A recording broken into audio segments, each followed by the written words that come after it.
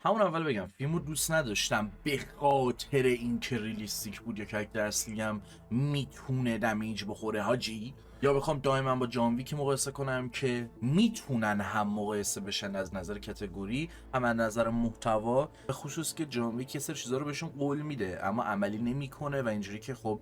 چرا قول این چیزا رو داری میدی. و طبق معمول یه چیز دیگه این وسط اضافه کنم که ببینم کی بازم یادم میره یا میفته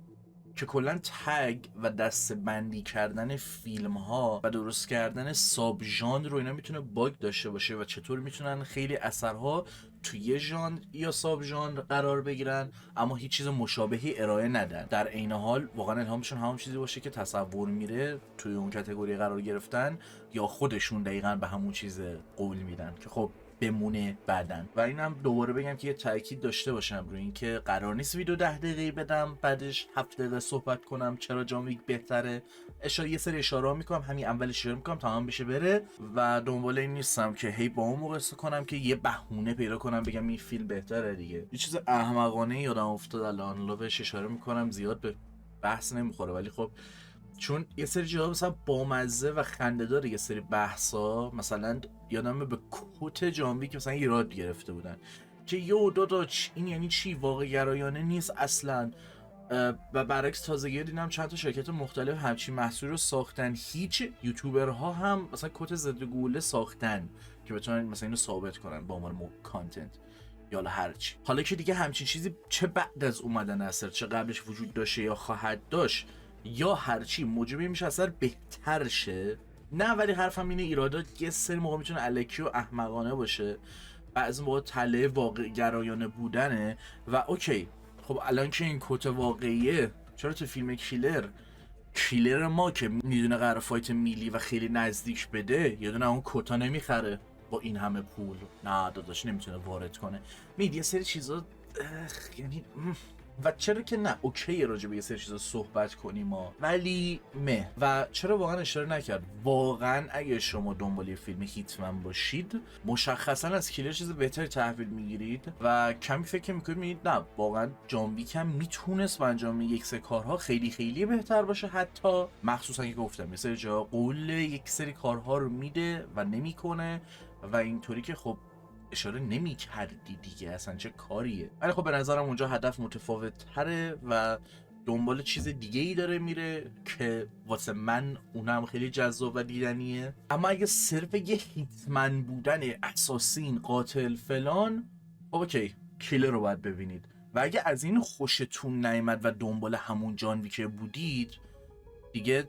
شرمنده‌تونم دیگه داداش، یه جای کارتون میلنگه، یه دابل استانداردیه بگذاریم. ولی خب نیاز میدونستم یه مسئله اشاره کنم، یکی به خاطر مقایسه‌ای که میشه، یکی اینکه آره واقعا تاثیرگذاری که جون یه نفر اینجا میتونه داشته باشه توی فایت، حساسیت اون لحظه و چیزها خیلی بیشتره، نفسگیرتره و بیشتری میشه اهمیت داد به اون تصویری که داره بهمون نشون داده میشه تا اینکه صرفاً من کاراکتر ما مابای ساده رو برسه تا برسه به باس فایت و اونجا هم بدونیم که پلات آرمور داره یا وامن آرمیه پس میزنه دیگه. یک سری چیزا واسه هم بیشتر مطرح بود و راجع به یک سری چیزا بیشتر صحبت میکنن. نمیخوام حرفی که اکثراً دارن میزنن و تکرار کنم مگر اینکه سابجکتیولی نظر متفاوتی داشته باشم، ولی جدای از اون بازیگری خوب که واقعا هم خیلی خوبه و انقدر خوبه که به تک تک پرک زدنای این مرد توجه کنی و هر چیزی که بقیه میگم راجبش تا الان صحبت کردن. آخر اثرم دوباره رفتیم سمت اون ایدئولوژی که همون توی اینترو هم داشت مطرح میشد و هی از خودم سوال میپرسم دیوید فینچر کلا کارگردانش اینطوریه؟ یعنی یه سری جا میخواد اون کار شفافیت نداشته باشه، یه سری جا پوینت یا نتیجه نداشته باشه و نمیتونه شفافیت بیشتری به داستان و اون پوینت اصلیش بده، یا نمیخواد این کارو بکنه میخواد که بازتر باشه همه چی، یا قضیه چی است. و در جا بگم من به جز فایت کلاب فعلا اثر دیگه ازش ندیدم، هرچند همه فیلماش تو لیستم و به زودی پروندهش بسته میشه که کمک بیشتری هم میکنه که بتونم این اثرشو بفهمم. راجب آثارش میدونم، از دور همه فیلماشو یه بار دیدم، از اون سبکایی که قبلا هم صحبت کردم ترجیح میدم بگم ندیدم، هرچند دیدن آثار قبلش کمک میکنه به بهتر شدن دیفالت این اثر که اینم چیز جالبیه و حس میکنم یه لیر به قضیه اضافه میکنه و یه سری جا نشون میده که چرا این پروژکت مثلا پشن پروژکت دیوید فینچر، اون چیزی که عاشقش بوده بسازه و تو تهش اینه که جلوتر راجبش صحبت میکنم. ولی خب کلا یک سری امضاها خب اثرش داره، یعنی یک سری مفهوم‌های عمیق‌تر خیلی ریزی که اون پشت هستن یه جایی بالاخره به اکونومیک بخوره، یه جایی بالاخره با اون مصرفگرایی بخوره. اتفاقا آره تو همین فیلم هم مصرفگرایی هست، تکنولوژی توی این فیلم چطور استفاده میشه، کاراکتر چطور با انوایرمنت ارتباط برقرار میکنه و خب باید در نظر بگیریم آقا ما با دیوید فینچر طرفیم. حتی اگر آمازون هم میاد نشون میده تو فیلمش که این کاراکتر یه چیزی ازش خرید میکنه، میتونه فقط تبلیغاتی نباشه و شاید خودم دارم اشتباه برداشت میکنم، یعنی همچین چیزی رو تو کیلر حس میکردم یک سری جاها، چه به دیالوگایی که کاراکتر میگفت و اون فرم سلف پارودی که داشت، چه اینکه میبینم مخاطبات با چه چیزایی مقایسه میکنن و مثلا هم فایت کلاب در نظر بگیر، یکی با آنارشیسم کلا میره جلو، یکی با بودایسم کلا میره جلو، یکی با ماسکولینیتی، یکی با تاکسیک ماسکولینیتی و هیچ کدوم اینا هم با هم کنار نمیان و خب اینجا هم ممکنه اون اتفاق بیفته، چه با اون پایان بندیه و اینکه آقا این چیزی که شما دارید تصویر میبینی از اقلیت نیست و اکثریت این حرفا رو که میزنه بهش انجام نمیده، اوورتینکش اینطوریه اونطوریه که بازم جلوتر صحبت میکنم. الان گفتم اوورتینک یه چیز باحالی یادم افتاد که نمیدونم از عمد بود یا نه، اما تجربه‌ام از اثر رو باحال‌تر کرد که بهتون میگم. کاراکتر ما اوورتینک کنه برای اینکه صدا سرش قطع بشه یا آهنگ گوش میده دیگه، درست؟ و آهنگ گوش میده هم باز تازه اوورتینک میکنه یه سری جاها و میبینیم که چیزها سنگینی میکنن به نسبت موزیکی که حتی پخش میشه برای اینکه مثلا صدای تو سرش خاموشه و تمرکز بیشتری بکنه. صحنه فایت که یه دونه بیشتر هم نیست، ساند دیزاین و فضا سازی جوری بود انگار حالا به جای اینکه هر کدوم از این کاراکترها رو صحبت کنن یا موزیکی پخش بشه، به من تماشا کننده فرصت این داده میشد که اوورتینک کنم، حالا بگیم اوورتینک، و چند جای دیگه هم تو اثر همچین اتفاقی میفته و شما اگه به عنوان بیننده یه سری جا خودتون رو در حال فکر کردن پیدا کنید، یهو برای خودتون هم بامزه میشه، چون در هر صورت تصویر داره بهتون خیلی چیزا رو نشون میده ولی شما به هزار تا چیز فکر میکنه و دنبال هزار تا راه حل چی میشه یا نمیشه یا برداشت متفاوت. میگم حرفم اصلا این نیست این قضیه به عمد بوده حتما، ولی اگه دیوید فینچر یه جور تونسته باشه هم چیزی رو تو اثر جا بده و واقعا هدفش همین بوده، واقعا باحال بود و برای همین میگم که یک سری جا جدای از کاراکتر انگار ما هم جزوی از اون سلف پارودی یا اون اوورتینک حساب میشدیم. مخصوصا که بیاید چیزی بهتون بگم تا راحت تر بتونید این قضیه رو رها کنید. بیاید اون بخش سلف پارودی کاراکتر چیه؟ اون نظم نداشتن فیلم از کجا میاد؟ جایی که چیزی که بهش فکر میکنه رو عمل نمیکنه، میگه simple as that بعد آخرم انجام نمیده. میتونم بگم خیلی ریز شاید دیوید فینچر هیومر خودش رو داره قاطی میکنه یا این حرکت رو میزنه که خیلی مثلا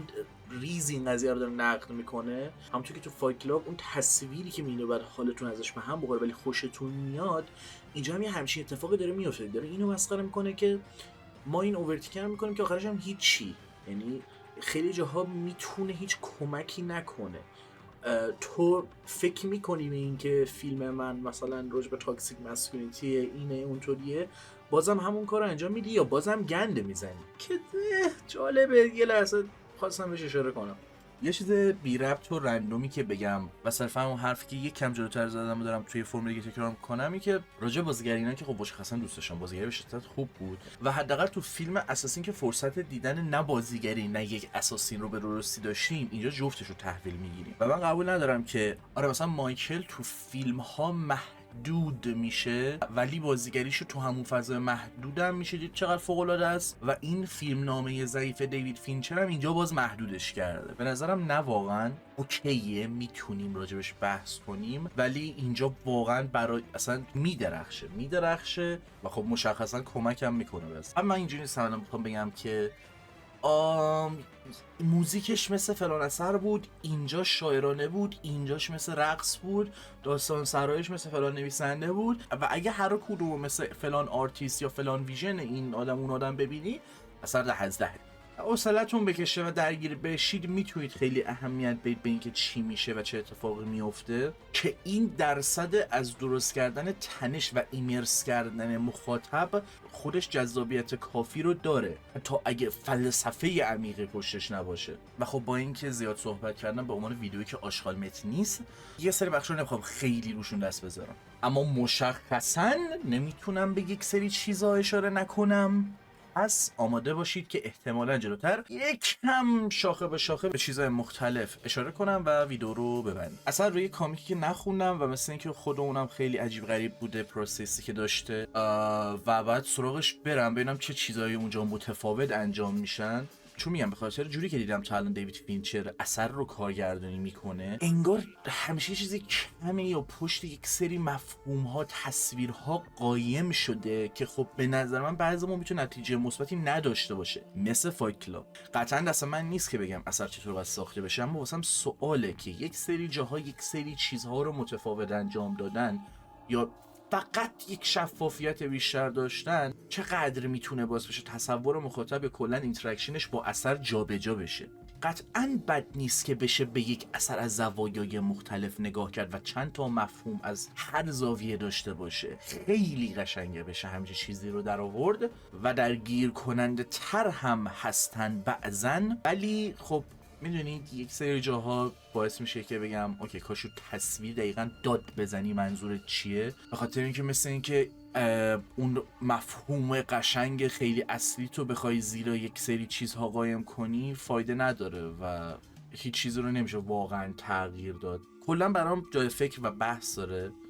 نه فقط اثر دیوید فینچر، کلا چیزای لیر بندی شده، چند مفهومه و اینتراکشن مخاطب باهاشون. ولی خب این هم اون چیزایی که بمونه بعدن از اون چیز شاخه به شاخه بپریم شاخه بعدی. اونجا که من اثرهای مختلف رو تجربه کردم و میدونم هیتمن ها معمولا یه کلیشه و تروپ معمولی که یه اینترنال مونولوگ با خودشون داشته باشن تا بتونن مسائل مختلف رو طرح کنن اینا دارن که بورینگ هم نشه. و تو کامیک نمیدونم چطوریه ولی فیلم به جز چپتر اول یهو این مسئله بعضی جاها انگار از فیلم حذف میشه یا اون طور که باید حس نمیشه، ولی هنوز خیلی خوب در اومده. که بازم میگم اینکه اثر چقدر ادپشنه، چقدر میخواد شبیه به سورس اورجینال باشه یا نباشه و چقدر دیوید فینچر دچار تغییرش کرده، یه مقدار خیلی زیادی دستمو میبنده تا نتونم یک سری چیزا رو بگم و نیاز به تجربه اون کمیکم دارم. که این اثر صرفا یه سرگرمیه با 4 تا چاشی مفهوم این اکوسیستم و اکونومیک و این و اون و چیزای این شکلی که دیوید فینچریه یا یه چیزی فراتر میخواد باشه و نمیتونه. یه کدی برای خودش داره که دائما اون رو تکرار میکنه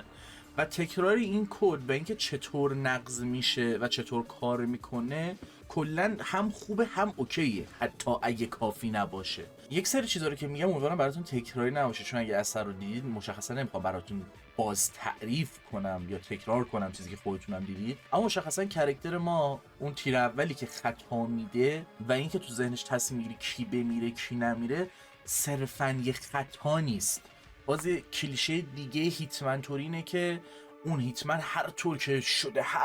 شده به هر قیمتی میخواد از هیتمن بودن در بیاد،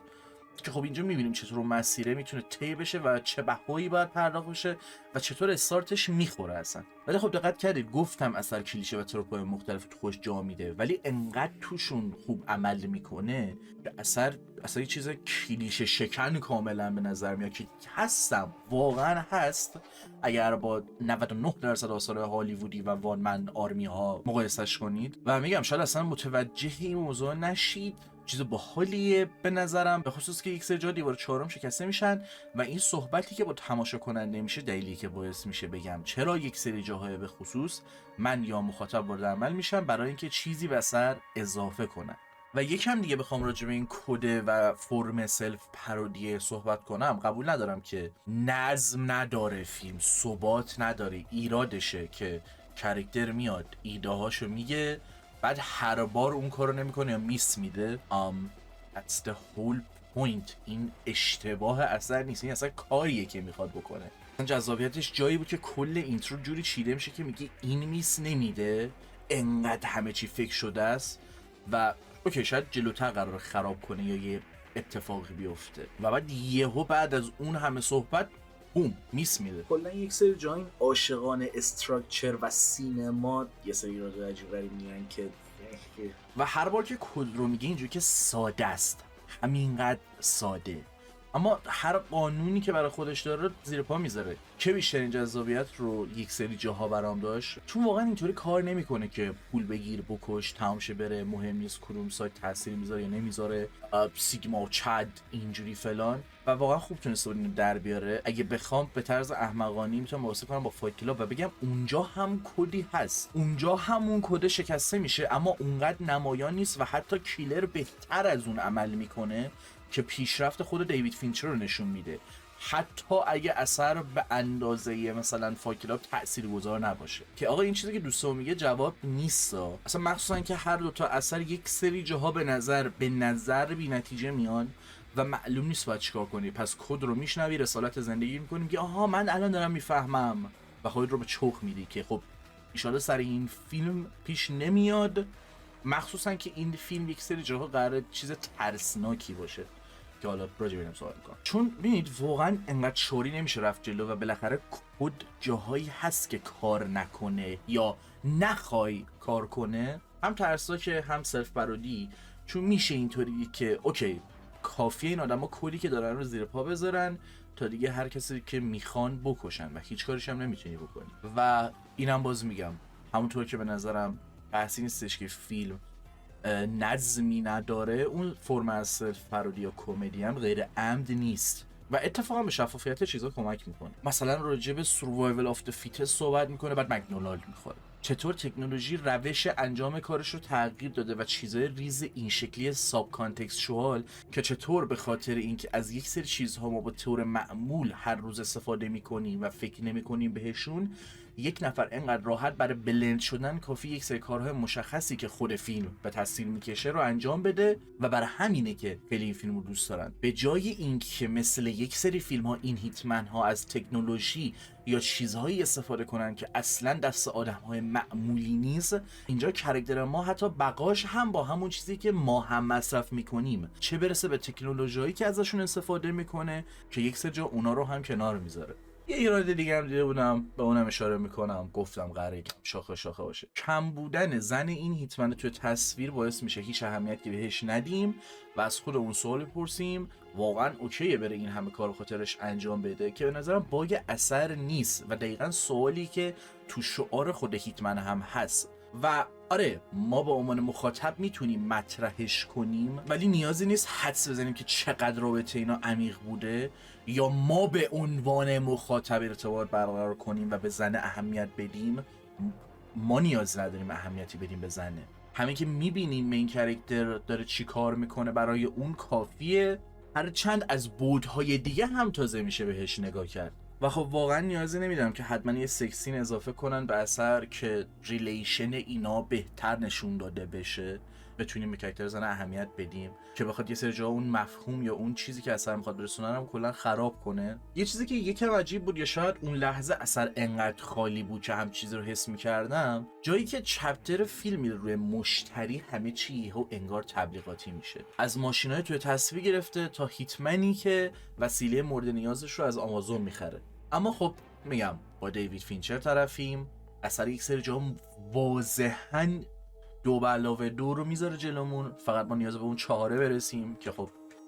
شاید هم داریم اشتباه میرسیم. اما وقتی با بچه‌ها که داشتیم میدیم سعی میکردیم یه لول جلوتر فکر کنیم و تا یه حدی باعث شد به اون دیالوگ اندینگ هم برسیم جلوتر که احتمالاً اثر قراره بره سمت این که این هیتمنی که شما میبینی و خیلی حرفه‌ای هم هست یه هیتمن تربیت نشده، یه آدم معمولی بوده و هست که شاید تو استفاده از اسلحه خیلی خوب شده باشه اما هنوز تو خیلی جا ضعف، که اون ضعف میتونه فیزیکی باشه یا منتالی و درگیری‌های ذهنی بر سر ایده ها. و البته اینم بگم اصلا اونقدر رفته بود جلو که بشه همچین نتیجه هایی گرفت نه اینکه صرفا یا آمازون نشون بدن ما واسه خودمون داستان بچینیم. و به نسبت فایت کلاب و چیزی که اونجا هم به تصویر کشیده میشه دنبال یه سری تشابهات بودیم که اثر برای ما یهو ترسناک شد. چون فایت کلاب هم اینجوریه، شما اون تصویری که میبینید باید حالتون ازش به هم بخوره، باید دیسکاستینگ باشه، چون تو یک جامعه تاکسیک داریم زندگی میکنیم. اون تصویرها لذت بخشه، کوله. و اینجا هم دقیقاً این چیزایی که داره نشون داده میشه میچینه به مرور که هی برای تو ترسناکتر و ترسناکتر بشه که چطور یه آدمی که میتونه پشتت باشه ممکنه یه قاتل باشه و تو حتی متوجهش هم نمیشی. آهنگی که تو دوست داری رو گوش میده و مثل تو زندگی میکنه و مکدونالد میخوره. و چه تو قاتل باشی، چه یک زور فیزیکی خیلی زیادی داشته باشی، هم کافی نیست در برابر این آدم جون سالم به دست ببری. و میگم مثلا یهو بر ما ترسناک شد که ای یو ببین چقدر راحت میتونه هر کسی تبدیل به یک کیلر بشه و چقدر بهتر اینو میتونه به تصویر بکشه به نسبت اثرهای دیگه که همچین چیزی هم باز معمولا هست که آقا ایده ها از بین نمیرن، داستان من مربوط به یه ویلن یا یک نفر نیست و اگه اون از بین بره هم مردم عادی میتونن جاش رو بگیرن. کاراکتر نیملسه چون هر کسی میتونه جاش قرار بگیره و جدیدن هم اتفاقا تو فیلم ها بیشتر دیده میشه، ولی خب اونقدر فوکس نیست. که خب راجع به این صحبت کردم بگم انقدر این پروسه که چطور میره تو ساختمون یه نفر تا آدم بکشه و با 4 تا سرچ و خرید از آمازون چه کارایی میشه کرد، امنیتی وجود نداره فلان، جذاب بود. اون لحظه که خود کاراکتر میگه ما اقلیت نیستیم و من و تو جزو اکثریتی، اصلا ذهن من برعکس اون نتیجه که عموم مخاطبا گرفته بودن به واسطه چیزی که سرچ کردم و کلی یوتیوبر دیدم که اون یکی که چه نتیجه گرفتم و دیدم این نتیجه گرفتم، من اینجوری بودم که اوه شیت، این مثلا داره میگه که هر کدوم از ما میتونیم قاتل باشیم. من اتفاقا جزو اون اقلیت نیستم، من به عنوان یک قاتل جزو اون اکثریتم، نه اینکه صرفا مفهوم این جمله این باشه که من بازنشسته شدم. و آره متوجهم این دیالوگ جایی استفاده میشه که میگه آقا اوکی من بنده بازنشسته شدم دیگه جزو اقلیت نیستم، ولی خب بذارید که نپذیرم. مخصوصا که میشه اصلا اینطوری گفت الان که کاراکتر میگه جزو من اکثریتم، باز ما میبینیم این آدمی که اوکی الان جزو اکثریت و بازنشسته شده چه کارهایی از پسش برمیاد و چه کارهایی کرده، چه قاتلی بوده، چه مسیر رو طی کرده. مخصوصا اگه جمله دیوید فینچر رو بخوام باز تکرار کنم که خودش میگه امید من اینه یک نفر این فیلم رو ببینه و استرس بگیره به نسبت کسی که پشتش ایستاده. و خب خوب بود، هرچند که اون اندینگ کلایمکس دیالوگا یک سر اون ایمپکت که باید و نداشتن دیگه، چون میدونید خیلی یه جوریه برای اینکه معمولا آثار تو اندینگ خودشون رو نشون میدن و چیزی جا میدن که مخاطب رو درگیر کن، ولی اینجا اونطور که باید حس میکنم خوب در نیامده بود. اما شاید من انتظار چیز بیشتری یا متفاوت تری داشتم و مشخصا تاثیر این که کلیبون رو نکش هم نبوده، یعنی نکشتن اون آدم به نظرم ربطی به این نداشت که بگم ای وای با اندینگش حال نکردم فلان، و بیشتر حس میکنم تاثیر اون داستانی بود که اون خانم تعریف میکنه راجب خرس و شکارچی که جفتشون از موش و گربه بازی و اون مسیره لذت میبرن که اگه درجا تارگت رو بزنن یا کلن بیخیالشن تفریحی نداره. و حس میکنم اون بیشتر باعث میشه که بگی اوکی اگه قراره یک سری پوینت اثر توجه کنم اینا باهاشون تداخل ایجاد نمیکنه، الان واقعا بازنشسته شده و میفهمم چرا مردم میگن مثلا کیلر 2 قراره بیاد ادامه داره، مخصوصا به خاطر اون شاتی که چشمش میپره. ولی بازیگری مایکل اینجا میگم مثلا خوشو نشون میده، این اون لحظه که چشماش میپره این اجازه رو به خودش میده که چشماشو ببنده و استراحت کنه. یعنی من ترجیح میدم تمام شه بره. اوکی بود یا حداقل خیلی خوب ادامه پیدا کنه دیگه، واقعا یه سری چیزا رو خراب نکنه. مخصوصا که کاراکتر اصلا کدهای مشخصی رو از کتاب و افراد مشخصی میگه، مسئله کهش مربوط به پیدا کردن راه واقعی میشه. پس کاراکتر اون تروپ هفتی که میتونه پیدا کنه اون ایمبریس کردن ساید هیومن خودش باید باشه دیگه. یا اگه اینطوری نیست، اینجا من نمیگم من دارم اشتباه برداشت میکنم، حالا نه حتما ابجکتیولی، ولی میتونم ایراد بگیرم از اون داستان نویسیه، دیالوگا، ویژوال استوری تیلینگ و بگم که اوکی اگه تو نمیخوای این منظور رو برسونی، این پوینت رو برسونی، پس این کاری که داری میکنی و بد داری انجام میدی، بلد نیستی. که خب بعید میدونم بشه همچین حرفی رو زد. و اون آخرش عملی اینطور که آقا بالاخره کمتر اجازه میده به خودش رباتیک و ترسناکتر باشه و تمام شد و رفت. چون خیلی جاها تصویر و همه چی رو تعریف کنن که این آخرین رقص این رقاصه و خب اوکی میتونه یه جور کامبک بزنه، ولی میام امیدوارم تمیز در بیاد. و شما رو نمیدونم، برای من اون آدمی که وان من آرمیه و مثلا میتونه 50,000 نفر رو بزنه با تانک هم حریف میشه، حتی اگه واقعا یکی روزی هم بشه یا شده بوده باشه، فانتزیه. چیزی که ترسناکتره معمولا آدمایی هن که کسخل نیستن، آدم عادیان، مشکل روانی ندارن، انگار قاتلن، یه زوج کیوت بغل ساحل، نیاز از خون آدم بنوشن. میام و اون تصویری که اینجا از یک کیلر کشیده میشه واسه من جذاب و هنوزم میگم برداشت‌های متفاوت میشه نگاه کرد. مثلا شما راجع به هر دیتیل میتونید یه زاویه دیگه نگاه کنید، بازم دقیقا مثل فایت کلاب که اونو ویدیو ریویوشو نمیدونم کی بدم، نمیدونم قبل این میاد یا بعد این میاد و اوکیه. یعنی شما میتونید بگی اون که چشمش میپره اونطوری میشه صرفا به خاطر اینکه نشون بده انسان جدایی از تصمیم و تفکرش ذات خودش رو نمیتونه کنار بذاره و میخواد که با خرس بازی کنه. همین الان یه اتفاق بامزه افتاد و این بود، به متن نگاه نمی‌کردم و همینجوری نشستم راجع به اثر فکر می‌کردم و چیزهای مختلف که مثلا به چی اشاره کردم به چی اشاره نکردم، اینکه چطور میتونم یک سری جاها رو جور دیگه نگاه کنم و به نتیجه متفاوتی برسم که اثر رو ارزشمندتر کنه، نه اینکه حالا حتما ایراد پیدا کنم. و کلا یه لحظه الان به خودم اومدم حس می‌کنم اونقدر که باید می‌نوشتم کافیه به عنوان ویدیویی که اصلا نباید وارد جزئیات میشد و کلی باشه. بعدم بتونم بیشترم سعی میکنم حتی راجبش صحبت کنم. اصلا یک سری جاها فراتر از یه هیتمن میرفت و به نظر عمقی میگرفت، ظاهر خیلی قشنگی داره، اما بعضی جاها حس میکردی خالی که دیدنیه. از وان من آرمی و تصوری که هالیوود از یه هیتمن ساخته خیلی بهتره و اگه با مایندست درست برید سراغ فیلم واقعا جذابه و ات سام لول اون پرسونال بودن فیلم با خود فینچر کاملا حس میشه و خود مین کاراکتر عملا انگار یه لیترالی برای خود فینچره، جوری که از تکنیک هایی که استفاده میکنه که اونطور که من سرچ کردم تو فیلم های دیگه‌اش معمولا نکرده، اصلا همچین کارایی خیلی کم بوده. به نظر نبوده روح و پشن که نه، احساس تو تصویر باعث میشه یک سری جاها اون چیزی که نشون میده ایمپکت بیشتری بذاره که اینجا برعکسه، ولی اون ایمپکت رو از بین نمیبره. و خب جذاب دیدن این موضوع که وقتی قاتل میبینه عشقش تو خطر بوده، بیشتر از 20 شات هست که کلا کامera شیکیه و کیلر یه سری جا باید تلاشش بکنه که مچ بشه با شعاری که داره یا ازش بیرون بزنه، که خب اینم یه ساید دیگه است که میشه بهش توجه کرد و جذابه و باید دید دیوید فینچر اون تغییر و رشد توی خودش رو چطور هندل میکنه، مثل کیلری که به چالش کشیده شده تا یک چیز جدید رو امتحان کنه و گندی که زده رو جمع کنه و خارج از فضای پرفکشنیسمی که برای خودش ساخته بوده. همین، دمتون گرم و شب و روزگار خوش.